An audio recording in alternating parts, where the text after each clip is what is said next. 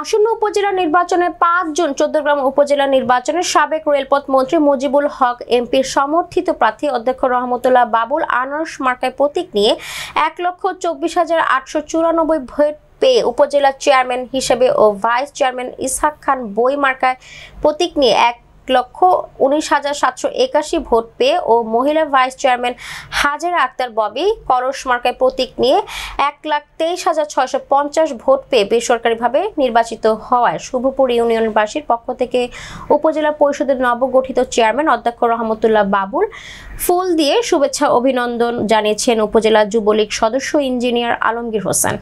এই সময় তিনি জানান, শুভপুর ইউনিয়ন সাধারণ জনগণ যেভাবে একসাথে হয়ে মুজিবুল হক এমপির মহোদয়ের সমর্থিত প্রার্থীকে বিজয় করার লক্ষ্যে কাজ করেছে, তার জন্য আমি শুভপুর ইউনিয়নের সাধারণ জনগণের প্রতি কৃতজ্ঞতা প্রকাশ করছি এবং কি চৌদ্দগ্রামের আমজনতা এমপি মহোদয়ের ডাকে সাড়া দিয়ে আমাদের প্রার্থীকে বিশাল ভোটের ব্যবধানে নির্বাচিত করে প্রমাণ করে দিয়েছে চৌদ্দগ্রামের কান্ডারি একমাত্র মুজিবুল হক এমপির মহোদয়।